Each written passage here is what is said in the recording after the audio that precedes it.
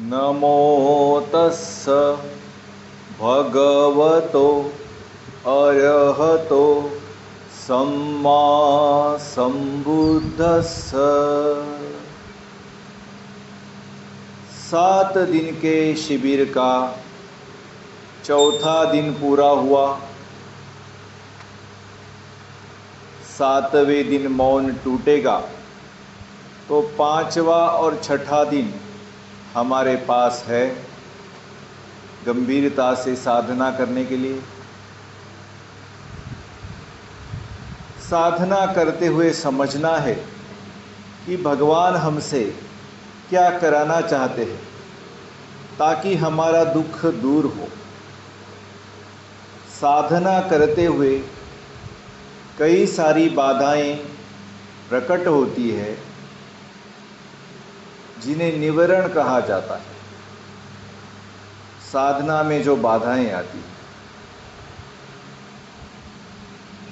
वैसे तो कई आचार्य इन निवारणों को साधना के शत्रु कहते हैं, दुश्मन कहते हैं, लेकिन हमारे पूज्य गुरुजी महास्थवीर भिक्षु विमलाराम सिंह जी कहते थे कि इन्हें शत्रु मत समझो, ये हमारे मित्र है। ये हमें बता रहे हैं कि हमारी आसक्ति कहाँ पर है। 5 प्रमुख निवारण जो साधना में बाधा बनते हैं: कामच्छंद, व्यापाद, हीनमिद्ध, उद्धच्च कुक्कुच्च और विचिकित्सा। कामच्छंद, छंद मतलब शौक, काम मतलब कोई इच्छा। आँखों से कोई रूप देखने की इच्छा, कानों से कोई शब्द सुनने की इच्छा, नाक से कोई गंध सूंघने की इच्छा, जीभ से कोई स्वाद चखने की इच्छा, शरीर को कोई स्पर्श अच्छा लगा तो उस स्पर्श को बार बार भोगने की इच्छा, मन में कोई विचार अच्छा लगा तो उस विचार को बार बार लाने की इच्छा और उसका छंद लग जाए, शौक लग जाए। काम छंद, आसक्ति होती है जो चीज़ अच्छी लगती है उसके प्रति, और साधना करते हुए बार बार मन में वो चीज़ आ जाती है। तो उसे समझे कि यह एक निवारण है, उससे डरे नहीं, उसे स्वीकार करे कि अभी काम छंद का निवारण जागा है। उससे मन को हटाएंगे, सिर की मांसपेशियां ढीली करेंगे, मुस्कुराएंगे और फिर ध्यान में लग जाएंगे। इसी प्रकार व्यापाद का मतलब है कोई चीज़ अच्छी नहीं लगना। आँखों को कोई रूप अच्छा नहीं लगता, कान को कोई शब्द अच्छा नहीं लगता, नाक को कोई गंध अच्छी नहीं लगती, जीवा को कोई स्वाद अच्छा नहीं लगता, शरीर को कोई स्पर्श अच्छा नहीं लगता, मन को कोई विचार अच्छा नहीं लगता। और ऐसा संपर्क भूतकाल में हुआ है तो मन में आता है कि ऐसा क्यों हो गया, ऐसा क्यों हो गया, ये नहीं होना चाहिए था। और भविष्य में फिर मन चला जाता है, ऐसा नहीं होना चाहिए, ऐसा नहीं होना चाहिए, ऐसा नहीं होना चाहिए। तो जब भी यह व्यापाद का निवारण जागता है, उससे डरे नहीं, उससे घबराए नहीं, उसे दूर करने की कोशिश नहीं करें। वो जहाँ है उसे वहाँ रहने दें। उसके विचार से मन को हटाएंगे, सर की मांसपेशियों को ढीला करेंगे, मुस्कुराएंगे और अपने ध्यान साधना में लग जाएंगे। इस काम छंद के कारण ज़्यादा आसक्ति हो तो मनुष्य चोरी कर लेता है या कोई काम वासना भरा कृत्य में विचार कर लेता है। इसके कारण इसे प्राप्त करने के लिए झूठ भी बोलता है। और बहुत ही ज़्यादा आसक्ति हो और कोई आदमी हमें उसे मिलने नहीं दे रहा है तो हो सकता है कोई आदमी बीच में आने वाले की हत्या भी कर दे। उसे पाने के लिए झूठ भी बोल दे। तो इस प्रकार इस निवरणों से शील भंग की घटनाएं भी घटती हैं। तो इन निवरणों को हमारे मन में जागते हैं तो स्वीकार करना है, उन्हें जहाँ है वहाँ रहने देना है, छोड़ देना है, मन को वहाँ से हटाए। मन अगर उस पर रखेंगे तो वो निवरण बढ़ेंगे। वैसे ही एक निवरण है थीन मित्थ का। थीन मित्थ का निवरण मतलब बहुत आलस आता है या कुछ करने को जी नहीं चाहता, मन एकदम डल हो जाता है। पुराने ज़माने में या पूर्व जन्म में हमने मदिरा पान किया हो, कोई व्यसन किया हो, इसकी वजह से यह निवरण जागता है। तो जब 30 मिनट के लिए बैठे हैं तो थोड़ा सा गर्दन को, पीठ को और सीधा कर लें, इस निवरण को दूर करने के लिए। 30 मिनट हो चुके हैं तो बैठकर 15 से 45 मिनट चल सकते हैं मुस्कुराते हुए। इस प्रकार इस निवरण से हम छुटकारा पा सकते हैं।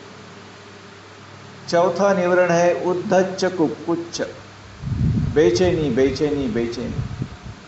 मन सब कुछ करना चाहेगा लेकिन साधना नहीं करना चाहेगा। कभी हमने पूर्व जीवन में झूठ बोला हो, झूठ बोल के किसी को ठगा हो, तो उसके फल के रूप में अब साधना में बैठे हैं तो बेचैनी पैदा होती है। या कोई चोरी की हो और वह कोई गलत काम किया हो और वह याद आ गया तो बेचैनी हो जाती है। तो उस बेचैनी को स्वीकार करेंगे कि बेचैनी है, उस बेचैनी को जहाँ है वही रहने देंगे। और शरीर में कहीं भी तनाव हो, बेचैनी की वजह से पूरे शरीर में तनाव आ जाता है, जहाँ जहाँ शरीर में तनाव है उसको ढीला करेंगे, मुस्कुराएंगे और फिर अपने ध्यान को करने लगेंगे। फिर बेचैनी आएगी, फिर वही सिक्सार का प्रयोग करेंगे, फिर बेचैनी आएगी, फिर सिक्सार का प्रयोग करेंगे। ये 6R सम्यक व्यायाम पसम भयम करते हुए ही बेचैनी को कम कर पाएंगे। बेचैनी है, इसे स्वीकार करना है, बेचैनी का द्वेष नहीं करना, बेचैनी को मेरी बेचैनी नहीं समझना। ये बेचैनी है, निसर्ग में उठा हुआ एक तरंग है, इसे मैं मेरा समझ के दूर धकेलने की या पकड़ के रखने की कोशिश नहीं करना। पसम भयम करते हुए, मुस्कुराते हुए मन को बार बार ध्यान की ओर लाएंगे। बार बार मन बेचैन होगा, बार बार बेचैनी है उसे स्वीकार करेंगे, बेचैनी से मन को हटाएंगे। पसम भयम करेंगे, सर की मांसपेशियों को ढीला करेंगे और मुस्कुराते हुए फिर ध्यान की ओर आएंगे। बार बार यह अभ्यास करना है। और 5वां निवरण है विचिकित्सा। विचिकित्सा क्या है? संशय आता है, इस साधना के बारे में संशय आएगा। अरे ये कौन सी साधना है, इसमें तो सांस देखने के लिए नहीं बोला जा रहा, इसमें तो संवेदना देखने के लिए नहीं बोला जा रहा, इसमें तो बार बार नमो बुद्धाय कहने के लिए नहीं बोला जा रहा। साधना के बारे में संशय हो तो हो सकता है आचार्य के बारे में संशय है। ये कौन से आचार्य हैं?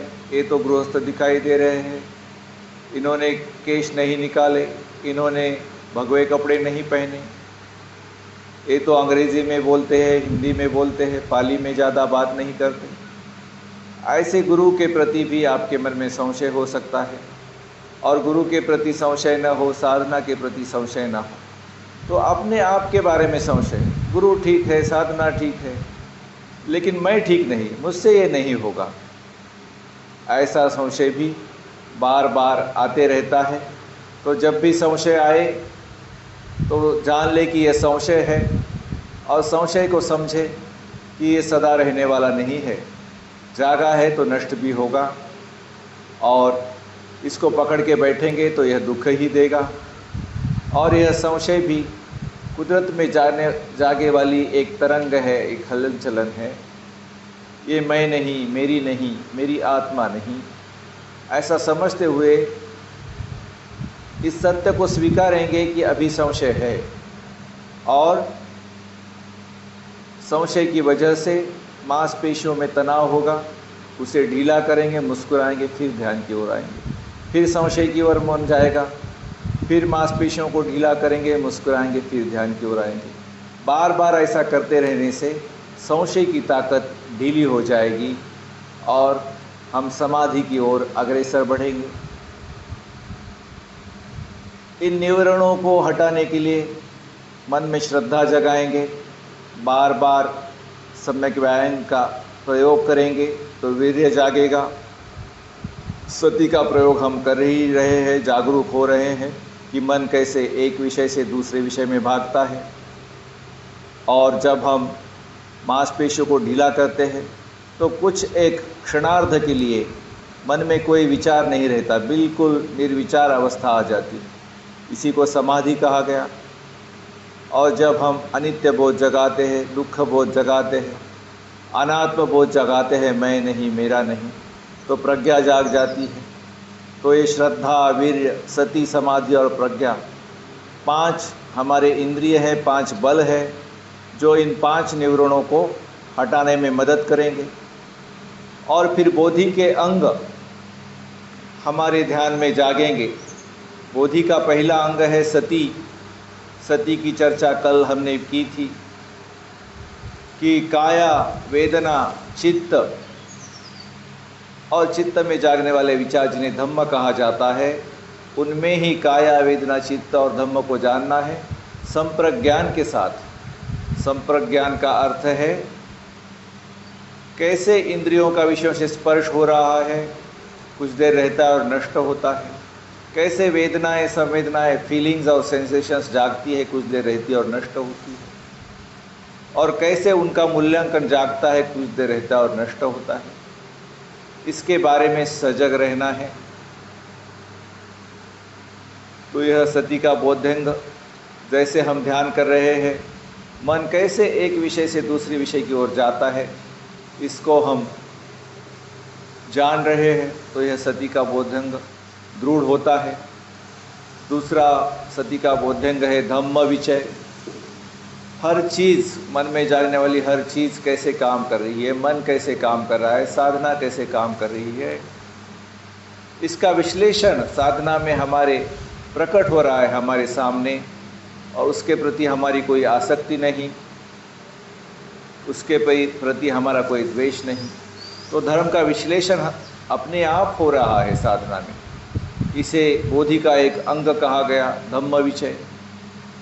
और ये बार बार जब मन भाग जाता है तो हम पहचान रहे हैं कि मन भाग गया, फिर मन को भगाने वाले विचारों से मन को दूर करते हैं, मांसपेशियों को शिथिल करते हैं, मन को शिथिल करते हैं, मुस्कुराते हैं और फिर ध्यान करने में लग जाते हैं। यह पराक्रम का काम हम कर रहे हैं, उसे बोधि का अंग कहा गया है, वीर्य। और बार बार ऐसे करने से मन शांत हो जाता है, मन में प्रीति जागती है, सुख जागता है, तो उसे भी बोधि का एक अंग कहा गया, प्रीति। और लंबे समय तक मन में कोई विचार नहीं आता, सब कुछ शांत हो जाता है, ऐसा लगता है कि बहुत शांति है, गहरी शांति है, उसे भी बोधि का एक अंग कहा गया, प्रश्रब्धि। और कभी कभी एकदम बिल्कुल निर्विचार अवस्था आती है। पहला ध्यान, दूसरा ध्यान, तीसरा ध्यान, चौथा ध्यान लग जाता है, उसे कहा गया समाधि। समाधि भी बोधि का एक अंग है। और जो कुछ भी हो रहा है उससे हमें कोई आसक्ति नहीं, कोई द्वेष नहीं, बिल्कुल उपेक्षा भाव है, समता भाव है, इक्वेनिमिटी है। तो इस उपेक्षा भाव को भी बोधि का एक अंग कहा गया। तो यह 7 बोधि के अंग हमारे साधना में जागते रहते हैं। जब जागते हैं तो बड़ी खुशी होती है। धीरे धीरे हम परम बोधि की ओर जा रहे हैं, संबोधि की ओर जा रहे हैं। और फिर मन में जो कुछ भी जागता है वो क्यों जागता है, इसका पता हमें धीरे धीरे चलने लगता है। और जो जागता है वो दुख क्यों देता है, इसका भी पता हमें धीरे धीरे चलने लगता है। दुख क्यों उत्पन्न होता है, एक के बाद एक, एक के बाद एक, एक के बाद एक उसके कारण हैं। इन कारणों की कड़ियों को एक श्रृंखला है, चेन, जिसे मराठी में साखड़ी बोलते हैं। ये एक दूसरे से जुड़ी हुई कड़ियाँ हैं, जिसे उर्दू में जंजीर कहा जाता है, मराठी में साखड़ी और अंग्रेजी में चैन, और संस्कृत में जिसे श्रृंखला कहते हैं। 12 कड़ियों की यह श्रृंखला बनी है।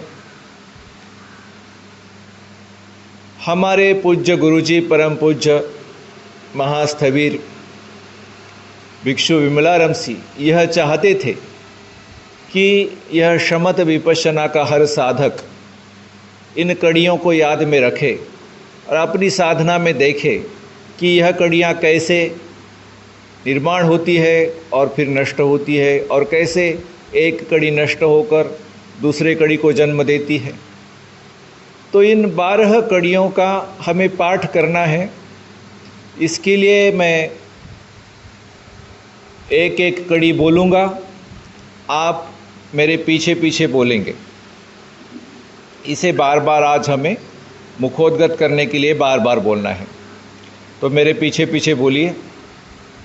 अविद्या पच्चया संखारा,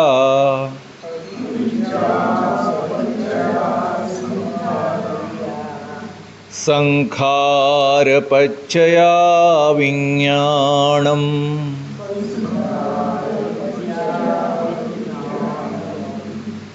विज्ञान पच्चया नाम रूपं,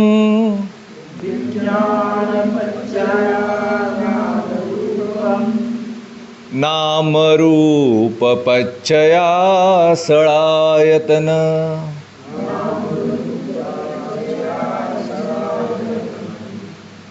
सड़ायतन पच्चया फस्स,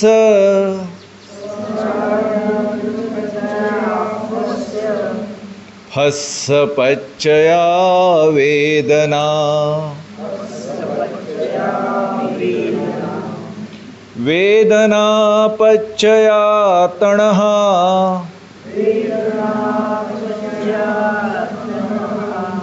तणः पच्चया उपादान,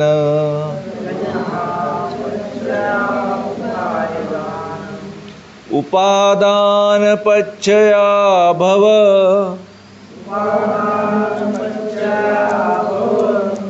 भव पच्चया जाति, जाति पच्चया जरा मरणं, शोक परिदेव, दुःख दोमनस्स,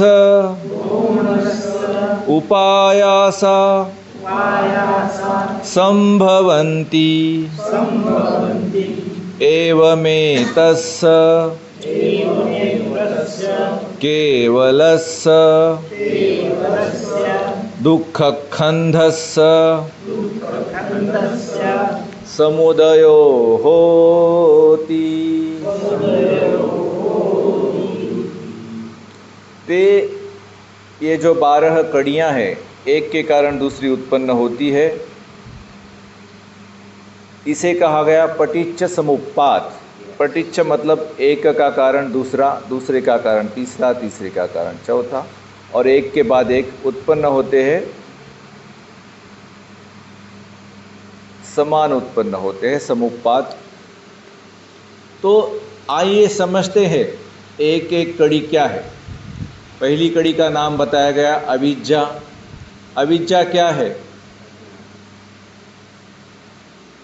नहीं जानते कि जग में दुख है। दुख क्या है? संखित्तेन पंच उपादान खंधा दुखा। इस मन को और इस शरीर को मैं और मेरा समझ के बैठे हैं, यह दुख है, यह नहीं जानते। दुख का समुदय, प्यास, कुछ चाहने की प्यास, कुछ नहीं चाहने की प्यास, दोनों प्यास है, कुछ पाने को और कुछ दूर करने की, दोनों को मिलके तृष्णा कहा है, तणहा कहा है, प्यास कहा है। दुख का समुदय है, जब प्यास जागती है तो दुख जागता ही है। यह दुख का कारण या दुख का समुदय है, इसे हम नहीं जानते, यह अविद्या है।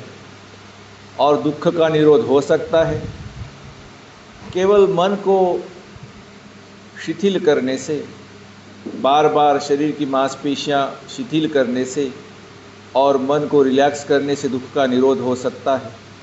यह नहीं जानते, यह अविद्या है। और यह जो अष्टांगिक मार्ग है,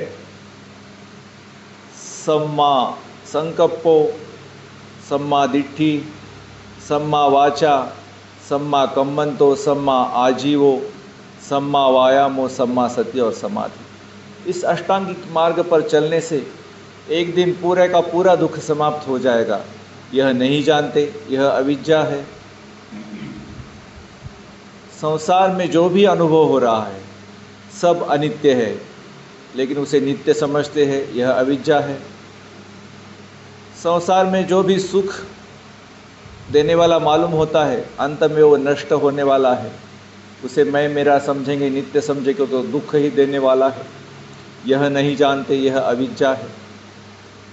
और फिर जो भी अनुभव हो रहा है उसमें मैं नाम की कोई भी चीज़ नहीं, मेरा नाम की कोई भी चीज़ नहीं, मेरी आत्मा नाम की कोई भी चीज़ नहीं। यह नहीं जानते, यह अविद्या है। और यह शरीर पूरा गंदगी से भरा हुआ है। शरीर के 9 द्वार है, किसी भी द्वार से कोई अच्छाई नहीं निकलती, हर द्वार से कुछ न कुछ गंदगी निकलती है। और इस शरीर को हम सुंदर समझते हैं, यह भी एक अविद्या है। तो इस अविद्या की वजह से हम संस्कार पैदा करते हैं। इसीलिए कहा गया, मेरे पीछे पीछे बोलिए, अविद्या पच्चया संखारा,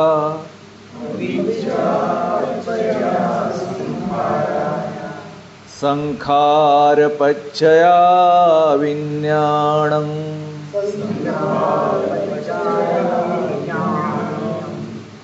विज्ञान पच्चया नाम रूप,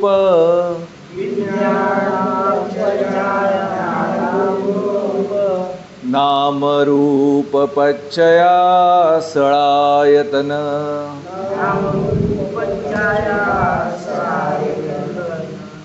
सड़ायतन पच्चया फस्स,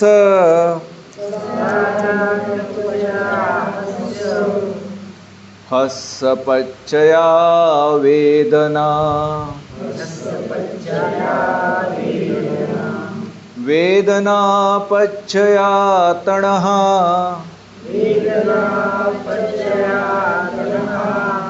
तणहा पच्चया उपादान,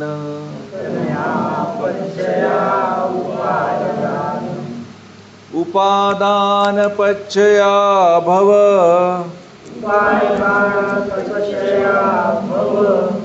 भव पच्चया जाति, जाति पच्चया जरा मरण,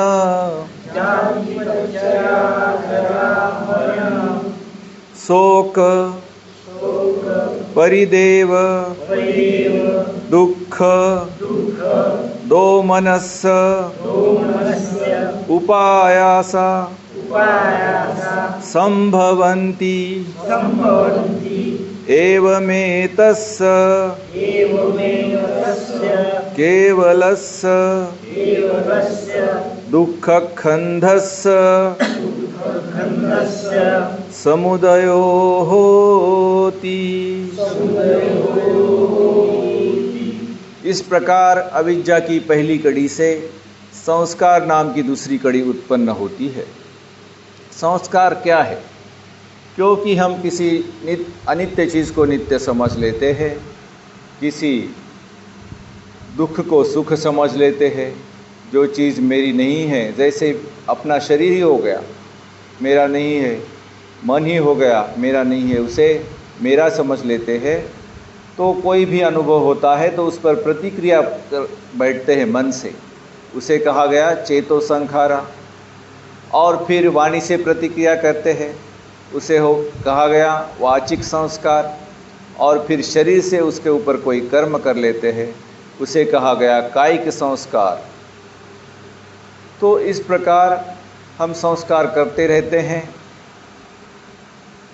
और यह संस्कार करने की आदत हमें लग जाती है। जब हम मरते हैं तो मृत्यु के समय मृत्यु की वेदना होती है और जीवन में किसी चीज़ के प्रति हमें बहुत बड़ी आसक्ति है, तो वह आसक्ति मन में उभर आती है और मन कहता है कि वह तो चीज़ हमारे पास नहीं है, रह गई। या किसी ने हमारे प्रति बहुत बुरा व्यवहार कर दिया, उसके बारे में द्वेष हमारे मन में उत्पन्न होता है। तो मृत्यु के समय ऐसा संस्कार जागता है, या तो आसक्ति का या द्वेष का, या बहुत धर्म का काम किया हो तो हो सकता है कोई ऊपर ले जाने वाला, देवलोक में ब्रह्मलोक में ले जाने वाला संस्कार जागे। कोई प्रथम ध्यान, द्वितीय ध्यान, तृतीय ध्यान, चतुर्थ ध्यान का अभ्यास बहुत अच्छा किया हो, उसका संस्कार जागे तो ब्रह्मलोक में वहाँ से दूसरा विज्ञान उत्पन्न होता है। इस जन्म के अंतिम संस्कार से कहा जाता है कि दूसरे लोक में इस संस्कार की वजह से एक नया विज्ञान उत्पन्न होता है। यह जीव दूसरी जगह नहीं जा रहा है, लेकिन जैसे एक ज्योति से दूसरी ज्योति जलाई जाती है, उस प्रकार मृत्यु के संस्कार से किसी नए जीवन का एक विज्ञान प्रकट किया जाता है। ये भी नहीं कह सकते कि वही ज्योति है और ये भी नहीं कह सकते कि वही ज्योति नहीं है। जैसे गंगोत्री से लेकर गंगा सागर तक गंगा बह रही है, लेकिन क्या वही पानी है? आज हम बनारस गए और जो पानी बह रहा है, कुछ मिनटों के बाद नया पानी आता है, लेकिन हम कहते हैं कि वही गंगा है। इसी प्रकार हम कहते हैं कि पुनर्जन्म हो गया, लेकिन पुनर्जन्म कैसा है? एक ज्योति से दूसरी ज्योति जलती है। ये तो हो गई मृत्यु और अगले जन्म की बात, लेकिन इस जन्म में भी जितने हम संस्कार बनाते हैं, उन संस्कारों के कारण नया विज्ञान पैदा होता है। विज्ञान 6 प्रकार के होते हैं।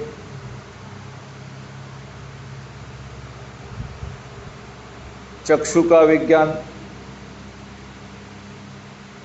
और जो रूप पर प्रकट होता है। कान का विज्ञान जो शब्द पर प्रकट होता है।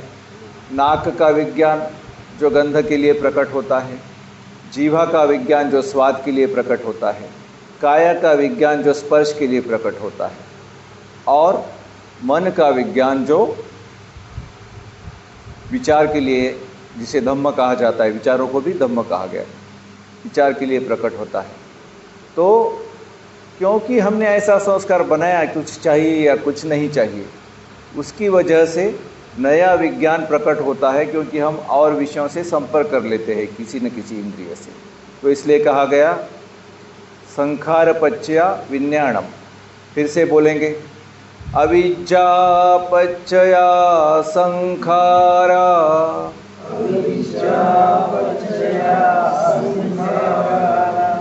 संखार पच्चया विज्ञानम,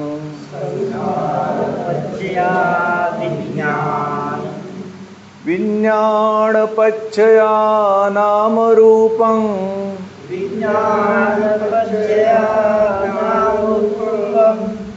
नाम रूप पच्चया षडायतनम्,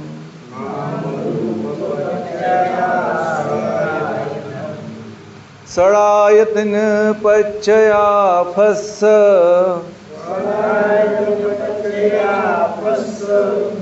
फस्स पच्चया वेदना,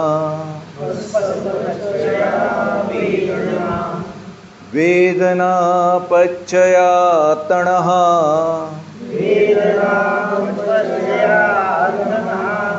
तणः पच्चया उपादान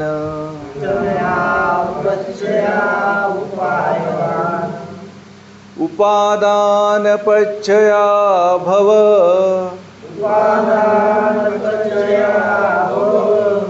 भव पच्चया जाति जाति पच्चया जरा मरणं शोक परिदेव दुःख दोमनस्स उपायासा संभवन्ति एवमेतस्य केवलस्य दुःखखण्डस्य समुदयो होति। तो इस प्रकार के छह प्रकार के विज्ञान जब प्रकट होते हैं तो उसकी वजह से मन और शरीर की धारा, जिसे नाम और रूप कहा गया, नमेति इति नामम नमोति इति नामम, नमन करना मतलब झुकना, जो हमें झुकाता है, हमारा मन हमें बार बार झुकाता है, उसके पीछे जैसा मन कहे वैसे हमें काम करना ही पड़ता है, इसलिए मन को कहा गया नाम। और इस मन के बारे में होश रखने के लिए कहा गया नाम स्मरण। आजकल तो किसी संत का, किसी देवता का नाम लेते हैं और बार बार रटते हैं तो उसे नाम स्मरण कहा गया, लेकिन कलियुग में नाम स्मरण को शक्ति कहा गया। इसका सही अर्थ है, नाम का अर्थ है मन और स्मरण का अर्थ है होश, मन के प्रति होश रखना, इसे कहा गया नाम स्मरण। उसका सही अर्थ आजकल भूल गए और किसी देवता का नाम रटने लगे और उसे नाम स्मरण कहने लगे। लेकिन सही माने में नाम स्मरण कब होगा? जब हम मन के बारे में होश रखेंगे तो वह सही माने में नाम स्मरण होगा। और मन के बारे में क्या होश रखना है? मन में वेदना जाग रही है, मन में संज्ञा जाग रही है, मूल्यांकन हो रहा है, मन में चेतना जाग रही है। किस प्रकार की चेतना मन में जाग रही है? कुछ अच्छा काम करने की या बुरा काम करने की। और मन में चिंतन जाग रहा है, उसे मनसिकार कहा गया। और मन में वितर्क जाग रहा है, जैसे कोई स्पर्श विचारों का मन में हो रहा है। तो इन चीज़ों को के बारे में होश रखना, इसे नाम स्मरण कहा गया। और क्योंकि विज्ञान जागा है इंद्रियों को का विषयों के साथ स्पर्श होने पर, तो नाम के साथ रूप जुड़ गया। इसी प्रकार जब नया विज्ञान जागता है मृत्यु के समय, उस जो संस्कार जागा है उसकी वजह से कहीं जाकर नया विज्ञान प्रकट होता है दुनिया में। तो वह जब किसी माता के गर्भ के साथ जुड़ता है तो उस गर्भ में नाम और रूप की धारा चलने लगती है और नया जीवन वहाँ प्रकट होता है। उसे भी कहा गया है विज्ञान पच्चा नाम रूपम। और इस जीवन में भी हर क्षण संस्कार हम पैदा कर रहे हैं, संस्कार की वजह से विज्ञान पैदा हो रहा है और विज्ञान की वजह से नाम और रूप की धारा चल पड़ रही है। तो इस जीवन में भी हर क्षण में भी यह पटिच्च समुप्पाद चल ही रहा है। इसलिए फिर से एक बार पटिच्च समुप्पाद का पाठ हम करेंगे। अविद्या पच्चया संखारा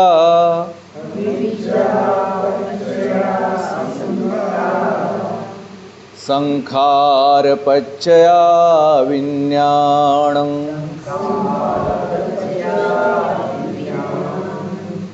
विज्ञान पच्चया नाम रूपं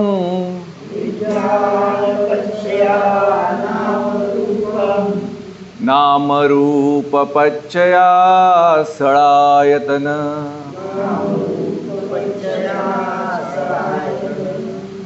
सड़ायतन पच्चया फस्स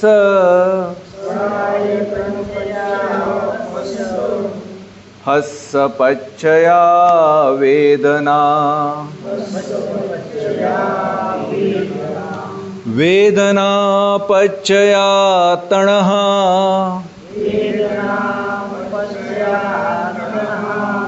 तणः पच्चया उपादान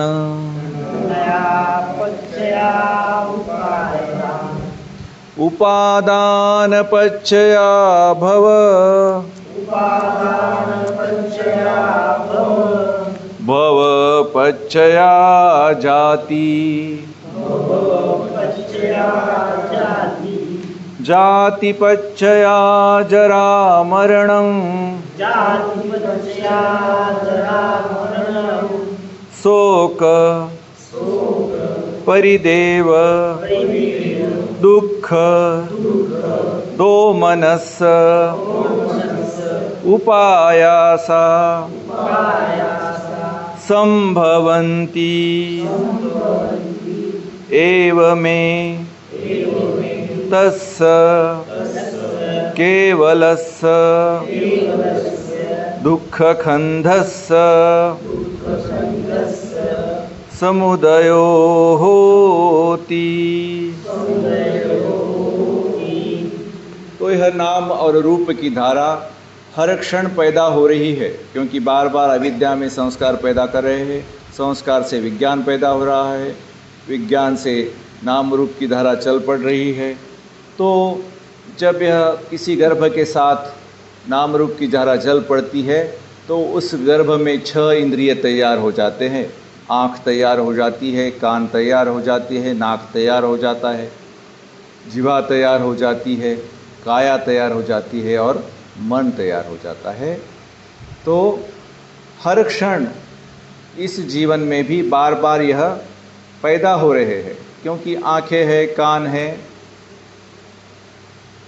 नाक है, जीवा है, काया है और मन है। हमें लगता है कि वही मन है, जो जन्म के समय था वही है। अगर वो जन्म के समय था वही होता तो आज हम जन्मे हुए जैसे दिखते हैं क्या? नहीं दिखते ना, क्योंकि वह बार बार पैदा हो रहा है, बार बार पैदा हो रहा है। जैसे एक ज्योति से दूसरी ज्योति पैदा होती है किसी मोमबत्ती में, उसी प्रकार बार बार यह 6 इंद्रिय भी पैदा हो रहे हैं। आज का साइंस भी कहता है कि पुराने सेल्स की डेथ होती है और नए सेल्स पैदा होते हैं हमेशा शरीर में। हर 8-9 महीने में नया शरीर बनते रहता है। तो यह सड़ायतन, यह 6 इंद्रियाँ भी बनते रहती है। कौन सी है 6 इंद्रियाँ? अंदर की इंद्रियों का कहा गया आँख, कान, नाक, जीवा, काया और मन। और बाहर की इंद्रियां है आँख, रूप है आँख के लिए, जिन्हें इंद्रियों का विषय भी कहा गया। कान के लिए शब्द है और फिर नाक के लिए गंध है, जीवा के लिए स्वाद है, काया के लिए स्पर्श है और मन के लिए विचार है। और जब तक ये इंद्रियां हैं तब तक कुछ न कुछ स्पर्श होते ही रहता है। इसलिए हम एक बार फिर पटिच्च समुप्पाद का पाठ करेंगे।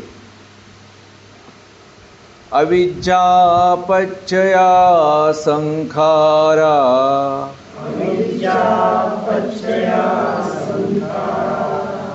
संखार पच्चया विज्ञानम्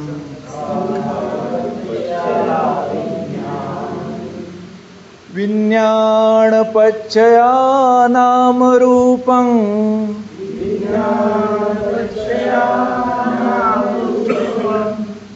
नाम रूप पच्चया सड़ायतन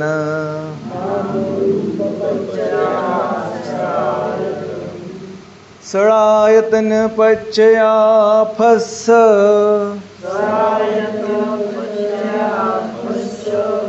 हस्स पच्चया वेदना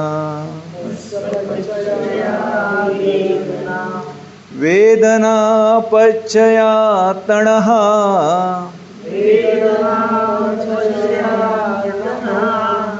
तणःपच्छया उपादानं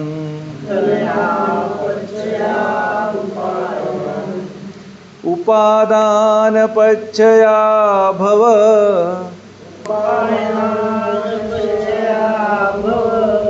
भवपच्छया जाति जातिपच्छया जरा मरणं शोक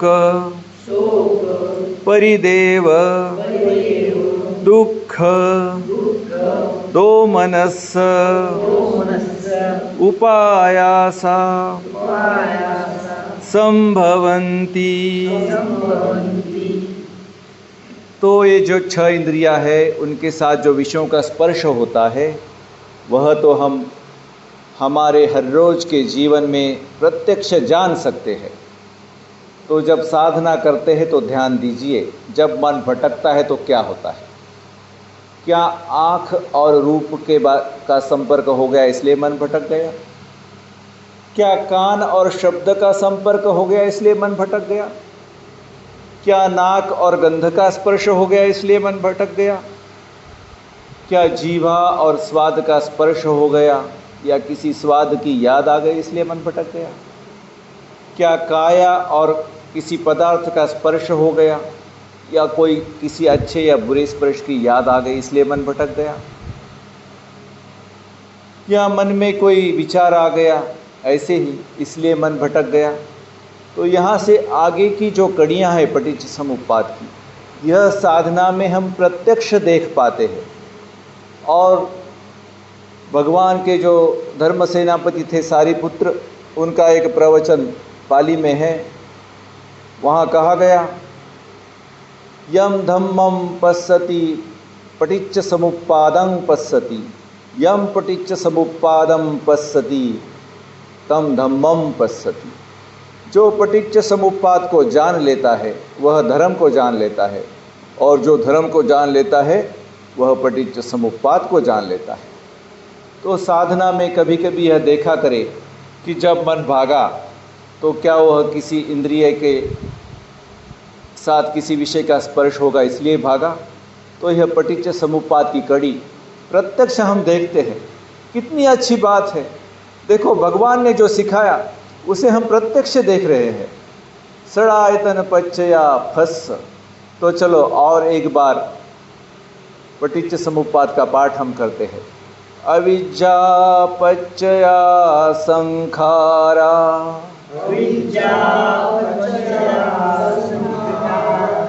संखार पच्चया विज्ञानम्,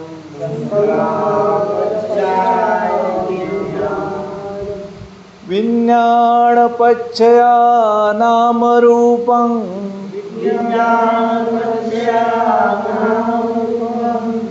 नाम रूप पच्चया षडायतनं,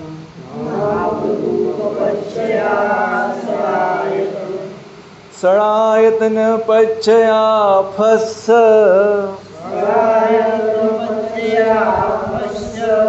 फस्स पच्चया वेदना, वेदना पच्चया तणः,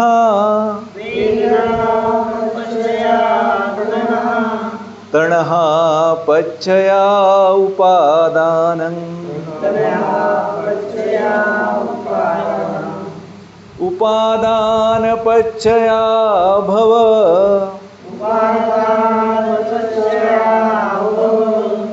भव पच्चया जाति,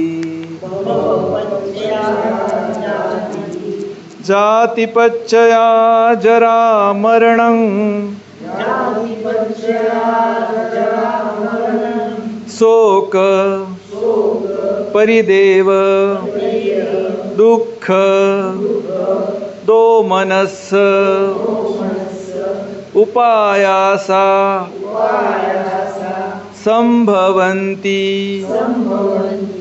एव मे तस्य केवलस्य दुःखखंधस्य समुदयो होति। कितने मौत की बात है, कितने आनंद की बात है, कितने खुशी की बात है कि 2500 से भी अधिक साल पहले भगवान ने जो सिखाया उसका अनुभव हम आज यहीं अपने ही शरीर और मन में ले सकते हैं। सड़ायतन पच्चया फस्स, प्रत्यक्ष जान सकते हैं। इसी प्रकार फस्स पच्चया वेदना, आँख के ऊपर कोई अच्छा या बुरा स्पर्श आ गया तो सुखद या दुखद वेदना होती है, संवेदना होती है मन में और शरीर में। साधना करते हुए हम जान सकते हैं, नहीं साधना कर रहे हैं तभी भी जान सकते हैं। जीवन में होश रखें मन के बारे में। कान के ऊपर कोई अच्छा शब्द आ गया तो सुखद संवेदना जागी, बुरा शब्द आ गया तो दुखद संवेदना जागी। साधना करते हुए भी जान सकते हैं, साधना नहीं कर रहे हैं तब भी अगर होश रखे तो जान सकते हैं। नाक के ऊपर कोई सुगंध आ गई तो सुखद संवेदना होती है मन में भी शरीर में भी। कोई दुर्गंध आ गई, बदबू आ गई तो दुखद संवेदना होती है मन में भी और शरीर में भी। जीभ के ऊपर कोई अच्छा स्वाद आ गया तो सुखद संवेदना होती है, कोई कटु स्वाद आ गया तो दुखद संवेदना होती है। शरीर को कोई अच्छा स्पर्श हुआ, मुलायम मुलायम, तो सुखद संवेदना होती है। बुरा स्पर्श हो गया खुरदरा तो दुखद संवेदना होती है।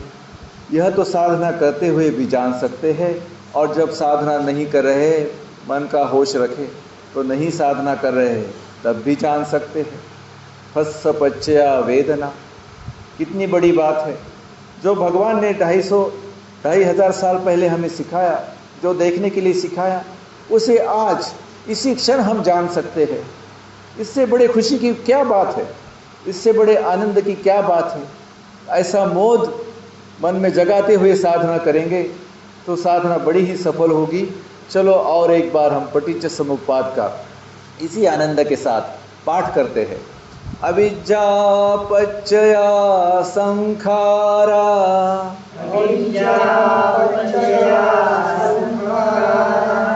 संखार पच्चया विज्ञानम्,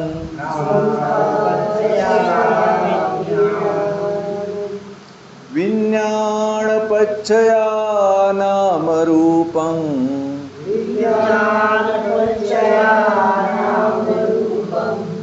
नाम रूप पच्चया सड़ायतनं,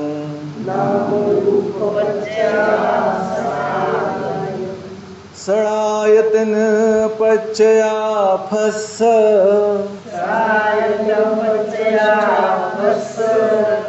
फस्स पच्चया वेदना,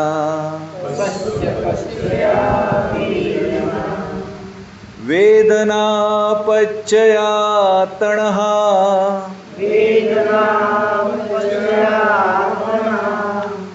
तणः पच्चया उपादान,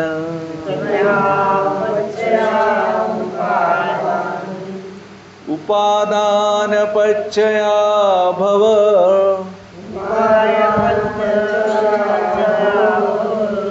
भव पच्चया जाति,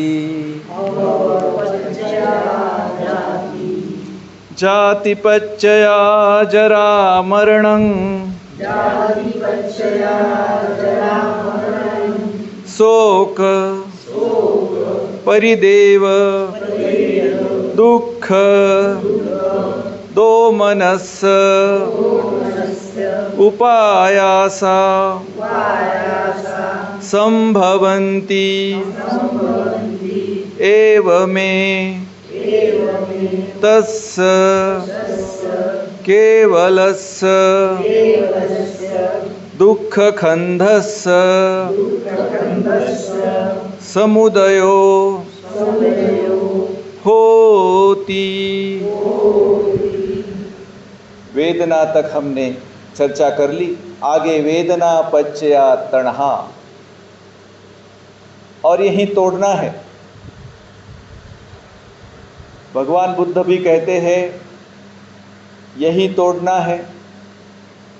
हमारे पूज्य विपश्यना आचार्य सत्यनारायण गोयंका जी भी कहते हैं यही तोड़ना है।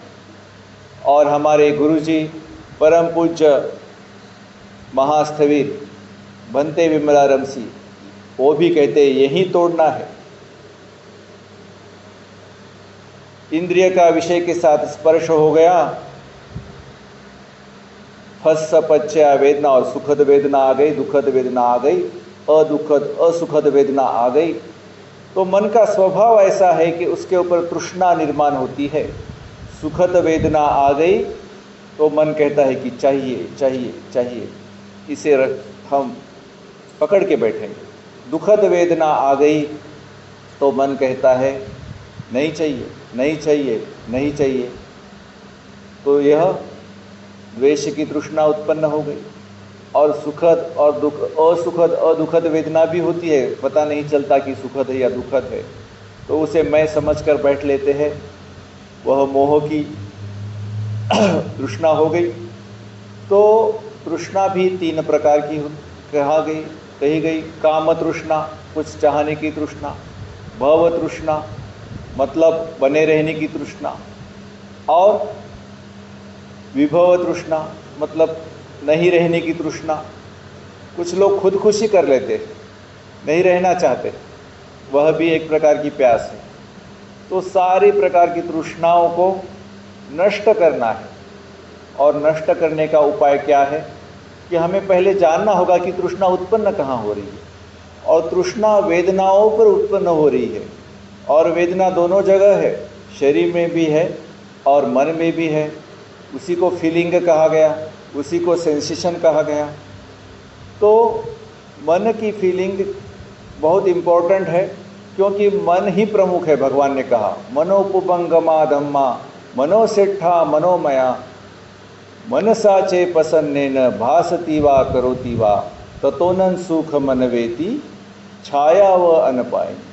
तो ये जो वेदना पश्चा तणा हो रहा है, कोशिश करे कि वहीं वेदना पश्चा प्रज्ञा हो जाए, वेदना पश्चा पन्या हो जाए।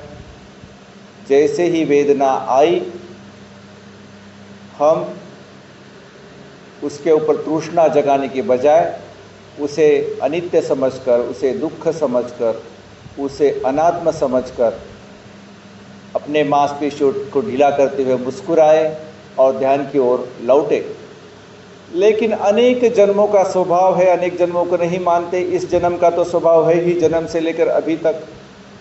तो हर बार ऐसा नहीं होगा कि तृष्णा उत्पन्न नहीं होगी। कई बार, 100 में से 99 बार तृष्णा तो उत्पन्न होगी ही। लेकिन उस तृष्णा को भी मेरी तृष्णा समझ के पकड़ के नहीं बैठेंगे। यह तो निसर्ग में तृष्णा उत्पन्न हुई है, मेरी नहीं है, मैं नहीं हूँ, मेरी आत्मा नहीं है। यह अच्छी तरह से समझते हुए मांसपेशियों को और मन को ढीला करके मुस्कुराएंगे और अपने ध्यान की ओर वापस आएंगे, तो वो हो गया वेदना पश्चा तणा को, तणा के ऊपर हमने काट लिया। तो तणा पैदा हो भी गई तो बात पूरी तरह बिगड़ी नहीं है। तणा पैदा हो भी गई तो उसे मेरी तृष्णा नहीं समझेंगे, उसे मैं नहीं समझेंगे, उसे मेरी आत्मा नहीं समझेंगे। रिलैक्स करेंगे तो मैं समझना, मैं नहीं, मेरी समझना, मेरी आत्मा समझना अपने आप कमज़ोर हो जाएगा। इसीलिए यह रिलैक्स स्टेप बहुत ही महत्वपूर्ण है। इस मैं के बकरिए संगीत से बाहर निकालने के लिए, इस आत्मभाव से बाहर निकलने के लिए यह जो रिलैक्स स्टेप है यह बहुत ही महत्वपूर्ण है। वेदना आ गई और जाने अनजाने में तृष्णा उत्पन्न हो भी गई, तो उस तृष्णा को भी हम नष्ट कर सकते हैं इस रिलैक्स स्टेप के साथ। इसलिए एक बार फिर से हम पटिच्च समुप्पाद का पाठ करते हैं। अविद्या पच्चया संखारा,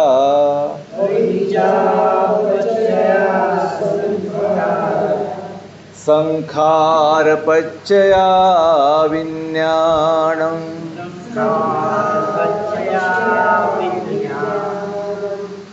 विज्ञान ज्ञानपच्चया नामरूपं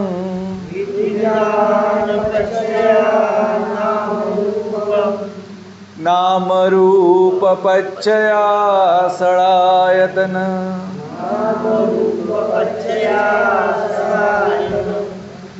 षडायतन पच्चया फस्स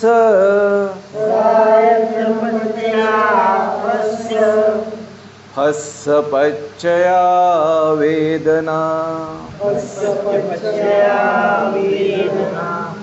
वेदना पच्चया तणः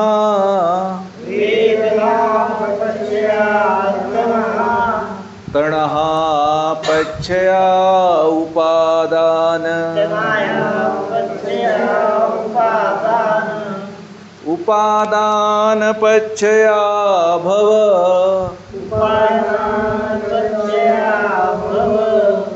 भव पच्चया जाति जाति पच्चया जरा मरणं शोक परिदेव दुःख दोमनस उपायासा संभवन्ति एवमे तस्य केवलस्य दुःखखण्डस्य समुदयो होती। साधना करते जा रहे हैं और क्या हो गया? षडायतन के साथ फस्स हो गया, फस्स के ऊपर वेदना भी जाग गई, वेदना के ऊपर तणहा भी जाग गई और वहाँ तक भी नहीं रुका। तणहा पच्चया उपादान, उपादान पैदा हो गया। उपादान का अर्थ है चिपकाव पैदा हो गया, तृष्णा भी पैदा हो गई और जिस चीज़ के प्रति तृष्णा उत्पन्न हो गई है उस चीज़ के बारे में हम सोचने लग गए, कल्पना करने लग गए और विचार में लोट पलोट में लग गए तो भी कोई बात नहीं बिगड़ी। जैसे ही पता चला कि तणहा भी पैदा हो गई और उपादान भी पैदा हो गया तो उस उपादान को भी हटाएंगे। कैसे हटाएंगे? रिकॉग्नाइज करेंगे कि उपादान है, उस उपादान से मन को रिलीज करेंगे, दूर हटाएंगे और पसम भयम काय संखारम और पसम भयम चित्त संखारम करेंगे। चित्त और मन को रिलैक्स करेंगे और शरीर को रिलैक्स करेंगे और मुस्कुराएंगे और मुस्कुराते हुए फिर अपने ध्यान क्षेत्र की ओर वापस आएंगे। इस प्रकार पटिच्च समुप्पाद की अनेक कड़ियाँ अपनी साधना में भी और साधना के बाहर भी अगर हम होश रखें तो जीवन में भी हम देख सकते हैं कैसे इंद्रियों के साथ विषयों का स्पर्श हो रहा है, कैसे वेदनाएं उत्पन्न हो रही है, कैसे तृष्णा उत्पन्न हो रही है, कैसे तृष्णा उत्पन्न होने के बाद उपादान यानी उसके पीछे पीछे हमारे विचार संकल्पनाएं चल रही है। तो इन हर कड़ी को रिकॉग्नाइज, रिलीज, रिलैक्स, रीस्माइल, रिटर्न और रिपीट करके हम हर कड़ी को तोड़ सकते हैं। वेदना और तणहा के बीच, तणहा और उपादान के बीच इन दो कड़ियों को तो तोड़ ही सकते हैं। इसीलिए साधना कर रहे हैं। यह पटिच्च समुप्पाद हम तोड़ सके और सुख जगा सके, शांति जगा सके। आगे की कड़ियाँ हम कल पढ़ेंगे। तब तक अब यहाँ से देखेंगे ध्यान में कि कैसे फस्स पच्चया वेदना हो रहा है, वेदना पच्चया तणहा हो रहा है, तणहा पच्चया उपादान हो रहा है और कैसे हम 6R का प्रयोग करके वेदना पच्चया तणहा को और तणहा पच्चया उपादान को और उपादान पच्चया भव को कैसे तोड़ सकते हैं 6R का प्रयोग करके। इसका ध्यान रखते हुए साधना करेंगे। भवतु स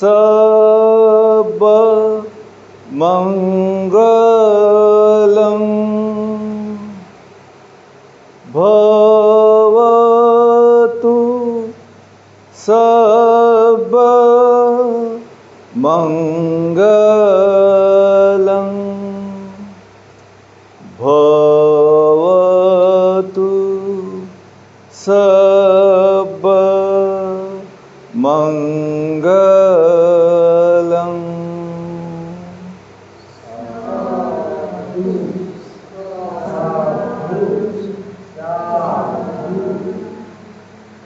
तो मन में मोद जगाएंगे, विश्वास जगाएंगे, अरे भगवान ने जो साधना सिखाई वही तो साधना हम कर रहे हैं, ऐसा मोद और विश्वास मन में जगाते हुए अब थोड़ी देर के लिए वॉकिंग मेडिटेशन करके आएंगे और फिर आके साधना में बैठेंगे।